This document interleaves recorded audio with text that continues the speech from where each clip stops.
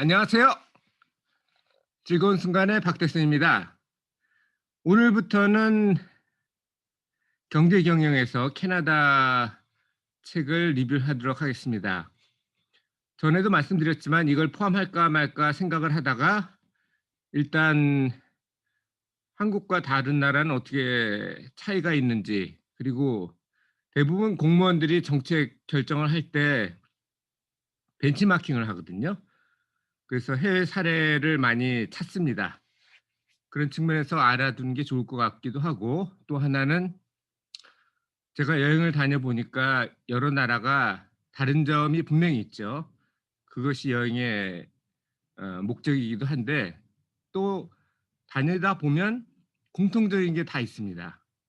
그것도 역시 여행의 목적이죠. 그래서 캐나다가 한국과 어떻게 다른지, 그리고 한국이 나중에 정책을 변경을 한다면, 특히 오늘 리뷰한 텍스 쪽은 한국이 조금 뭐랄까, 캐나다가 좀 더 합리적입니다. 예를 들면 뭐 주식 관련 양도 차익 과세를 우리나라는 여태까지 안 했었잖아요. 앞으로 하게 될 것 같은데, 그런 측면에서는 해외 사례를 많이 검토할 거라고 생각을 합니다. 그래서 오늘 리뷰할 책은 Tax Tips for Canadian이라고 그래서, 뭐 제가 한 한 8년 전쯤에 MBCC 뉴 브런즈 커뮤니티 칼리지에서 어카운팅 공부를 할 때 읽었던 책입니다. 그런데 한국과는 다르게 주별로 또 다 다르거든요. 그래서 상당히 뭐랄까, 캐나다의 세금 체계에 대해서 이해하는 데 도움이 됐던 책이고요. 한국은 도별로 다르진 않죠. 하지만 컨셉들이 다 있으니까 그런 거를 참조해 두면 도움이 될 거라고 생각을 합니다. 대략적인 내용은 주별로 혹은 소득별로 어떻게 세율이 다른지, 그리고 주식 관련해서는 어떻게 절세를 하는 게 좋은지. 우리나라도 양도소득은 면세죠. 하지만 9억인가요? 얼마 이상은 과세인데, 여기는 그렇지 않습니다. 캐나다 같은 경우는 100만 불짜리 집에 살고 있어도 양도소득세가 면세고, 그리고 어 텍스 베니핏이라는 게 있거든요. 예를 들면 아이가 있으면 우유값을 줘요. 그런데 그게 100만 불짜리 집에 살고 있다고 해서 안 주는 게 아니에요. 텍스 베니핏은 무조건 인컴하고만 관련이 있습니다. 한국은 다르죠. 자산하고 인컴 다 포함하는데 어느 게 합리적인지는 모르겠어요. 어쨌든 그렇고, 그리고 세제 적격 개인연금에 대해서는 한국도 일부 있긴 한데, 한국과 캐나다랑 다른 점은 한국은 소득공제고 캐나다는 똑같네요. 어, 캐나다도 그런데 다른 점이 뭐냐면 한국은 위에서부터 소득공제를 하고 캐나다는 밑에서부터 소득공제를 합니다. 그래서 세액공제하고 소득공제 개념이 조금 다른데, 캐나다에서는 소득공제가 더 유리하고 한국에서는 세액공제가 더 유리한 거로 알려져 있죠. 그건 뭐 상황에 따라 좀 다르긴 한데, 이 개인연금 같은 경우는 소득공제 형태가 되기 때문에, 예를 들어서 뭐 10만 불 이상 버는 사람이면 소득세율이 48%거든요. 그러면 반 정도를 세금을 깎아주는 게 되죠. 만약 한국 방식으로 하면은 밑에서부터 시작하니까 어, 적어지겠죠. 18%가 될 수도 있습니다. 그리고 마지막으로 이제 법인 관련해서 어떻게 절세를 하는지는 보통 감가상각과 관련되는 게 많습니다. 그거는 다른 건 사실 손댈 게 별로 없거든요. 자, 제가 지금 유학을 온 곳은 뉴브런죽이라고 아주 작은 곳입니다. 여기 보면은 요 녹색으로 표시된 요쪽이고요. 지금 유학 중인 곳은 요쪽에 빨간 쪽, 요쪽에 있는 뉴펀드랜드입니다. 그 대부분은 근로소득이나 이자소득이 세율이 제일 높습니다. 제일 높은 데가 노바스코샤가 43%, 48%고요. 제일 낮은 데가 알버타가 한 10% 차이 나죠. 그리고 제가 이 책을 읽었을 때가 뉴브런지 커뮤니티 컬리지에서 어카운팅 공부를 할 때였는데, 그때 뉴브런지 거는 소득 유형별로 구분을 해 보니까 근로소득이 뭐 노바스코샤 못지않게 높죠. 47%. 이자 소득도 똑같고 배당 소득은 두 가지가 있습니다. 그 세제 적격 같은 경우 23% 그리고 비적격은 35%의 세율을 매깁니다. 그리고 양도소득세는 24%죠. 한국은 아마 이런 차이가 없을 겁니다. 근로소득이나 양도소득이나 다 합산해서 과세를 하는 걸로 알고 있는데요. 그러면 한국이 47%가 아니고 예를 들어서 35%라고 쳐도 양도소득 측면에서는 오히려 높은 셈이 되죠.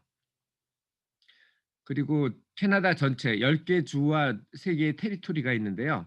테리토리는 주보다 인구가 좀 적은 곳입니다. 많지 않아요. 한 10만 명 이하인 경우가 많습니다. 우리나라식으로 하면 동 정도밖에 안 되죠. 역삼동 인구가 제가 알기로는 5만 명이었거든요. 그래서 전체적으로 보면 13개의 그 과세 권이 있는데 노바스코시아가 48%로 제일 높고 제일 낮은 곳은 알버타의 적격 배당은 18%까지 떨어집니다. 자, 그럼 주식 관련해서 어떻게 절세가 가능한지 한번 보겠습니다. 한국은 그냥 개인별로 과세를 하죠. 예를 들어서 소득이 2천만 원이다 그러면 1천만 원 정도는 기본 공제해서 빼고 나머지 1천만 원에 대해서 18%인가요? 뭐 10%인가요? 뭐 아마 저기 지방세까지 하면 한 10% 정도가 될 겁니다. 대충 그 정도를 떼죠. 그러니까 2천만 원 소득이 있는 사람이라면 부부가 남편이 1천만 원 빼고 나머지 1천만 원에서 10% 하면 100만 원 정도를 내야 되고 부인도 똑같죠. 둘 다 2천만 원씩이라면. 그런데 예를 들어서 부인은 소득이 없다고 쳐요. 그러면 부인은 소득이 없으니까 그냥 안 내고 남편은 2천만 원에 대해서 100만 원을 내죠. 그런데 만약 배우자가 배당 소득이 있다고 치면 배당 소득은 아까 말씀드렸죠. 어, 공제를 해준다고. 그래서 어, 배우자가 2천만 원의 배당 소득이 있고 2천만 원 좀 그렇네. 1천만 원을 하시죠. 1천만 원의 배당 소득이 있으면 기본 공제를 하니까 어, 그 일반 소득세율이 48%인데 배당 소득률은 반밖에 안 된다고 그랬죠. 24%가 되는데 그 24%의 갭을 활용할 수가 없어요. 그런데 이런 경우는 캐나다 같은 경우는 부부 합산 과세를 할 수가 있거든요. 예를 들어서 남편이 2천만 원 소득이 있고 배우자가 소득이 없다. 그러면 원래 한국식으로 하면 남편이 1천만 원 빼고 나머지 1천만 원에 대해서 10% 과세를 하는데 캐나다는 그 배우자가 쓰지 않은 1천만 원을 땡겨 쓸 수 있게 해줍니다. 그러면 세금을 하나도 안 내도 되죠. 그런데 이 상태에서 배우자가 배당 소득이 있다고 하면 어, 약간의 손해를 보죠. 그러니까 배당 소득세율은 아까 말씀드렸지만 반 정도밖에 안 되거든요. 캐나다 소득세율은 최고 48%인데 근로소득 얘기입니다. 그런데 만 불까지는 세금이 없고 한국처럼 그리고 2만 불이 넘는 데서부터 24%에서 48%까지 이렇게 누진 과세가 됩니다. 그래서 만약 배우자가 배당 소득이 있다면 그리고 그게 만 불 이내라면 어떻게 쓸 수가 없죠. 그런데 배당 소득을 남편 쪽으로 이렇게 넘기게 되면 남편의 소득은 원래 2천만 원에서 3천만 원으로 오르고 대신 부인의 배당 저기 이 기본공제 만 불을 땡길 수가 있으니까 결국은 남는 거는 만 불에 대해서만 세금을 내는데 여기에 대해서 이제 배당 소득 세율이 반밖에 안 되기 때문에 결국은 세금이 50만 원으로 줄게 되는 결과가 생깁니다. 그래서 캐나다와 한국이 다른 거는 배우자의 소득 공제를 이용할 수 있다라는 것. 그게 다른데 미국도 제가 알기로는 이렇게 한 거로 알고 있습니다. 그래서 앞으로 이런 형태로 바뀌지 않을까. 부부는 합산해서 할 수 있도록 본인 선택으로 이렇게 아마 바뀌지 않을까 생각을 해봅니다. 그리고 만약 회사에서 우리나라 같은 경우도 우리사주나 주택 뭐 아니면 학자금 뭐 여러 가지 대출을 해주는 경우가 있는데 1년 내에 상환하면 상관이 없습니다만 1년 이상 가면 그걸 전부 소득으로 봅니다. 한국은 이자만 소득으로 볼 수 있죠. 그 시장 이자율하고 절이나 무이자인 경우는 그 차익을. 그런데 캐나다는 아예 1년 이상이 되면 무조건 다 소득으로 봅니다. 물론 우리 사주나 주택은 약간의 예외가 있긴 해요. 그리고 양도손실은 좀 특이한 게 있습니다. 양도손실도 반 정도밖에 안 되는데 다른 소득에는 공제를 못 해요. 양도손해 양도 소득과 양도손실만 서로 상계가 가능합니다. 하지만 사망하는 경우는 더 이상 그 롤오버 나중에 어떻게 공제할 방법이 없기 때문에 다른 소득으로 다 넣어 주게 돼 있습니다. 그래서 캐나다에서는 양도소득 신고뿐 아니라 양도손실 신고도 중요해요. 그걸 해 놔야 나중에 쓸 수가 있거든요. 손비 부인을 하는 경우가 있죠. 뭐 "이거는 업무와 관련 없다."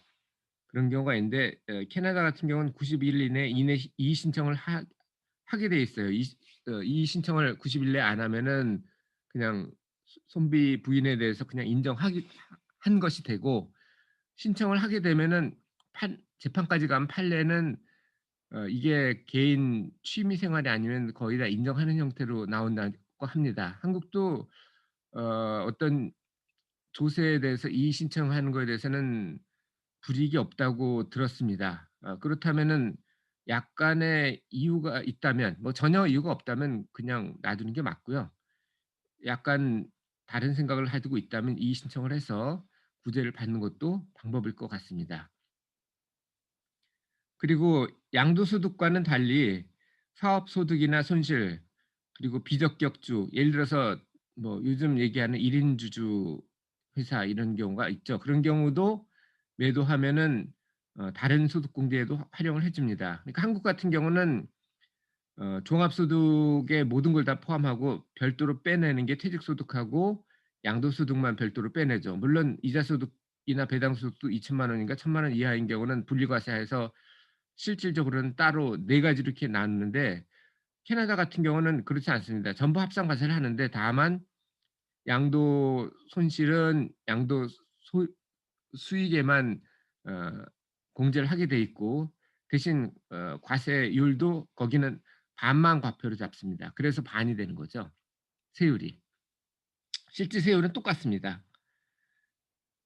그리고 최근에 어젠가 그저께 이런 조선일보 기사를 봤어요. 어떤 벤처회사 이사가 35억 어치 주식을 팔고 다음날 똑같은 걸 다시 샀다, 이렇게 돼 있거든요. 그게 아마 대주주 요건을 회피하기 위한 거였는데 캐나다도 그런 경우가 있습니다. 미국도 그렇고요.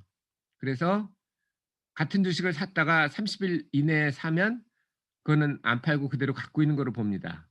아마 한국도 이런 제도가 나올 거예요. 아직 그 주식 양도 차익에 대해서 과세를 하지 않은 것으로 지금 배우고 있는데, 이런 형태로 세법 개정이 나오지 않을까 이렇게 생각을 해 봅니다. 자, 그러면 우리가 많이 얘기하는 소득세나 이자 같은 것에 대해서 얘기를 해 봤고요. 가끔이긴 하지만 1 가구 1 주택 양도소득이나 개인연금도 알고 있는 게 좋겠죠. 1 가구 1 주택인 경우도 한국은 1 가구 1 주택이면 임대소득 과세를 안 합니다. 하지만 캐나다는 해요. 무조건 해요. 다만 감가상각을 하면, 예를 들어서 내가 방 2 개짜리 집이 있는데 한 칸을 빌려줬다. 그러면 임대소득세 신고를 해야 됩니다. 하지만 그거에 대해서 양도소득세를 감면 부인하지는 않아요.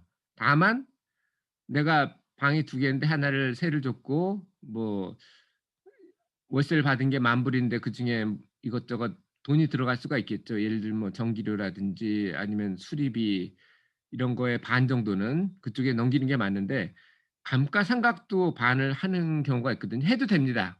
하지만 감가상각을 하면 나중에 양도소득세 감면을 못 받습니다. 그러니까 그건 인제 비교를 해야죠. 감가상각을 하는 게 나을지 아니면 그냥 안 하고 그럼 세금을 좀 더 내야 되겠죠, 비용이 적으니까.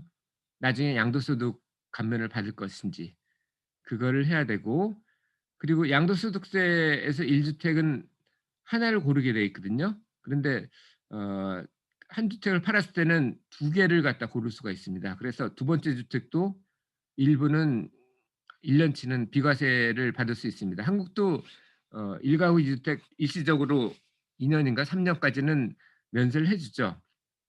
그것과 비슷한 개념입니다.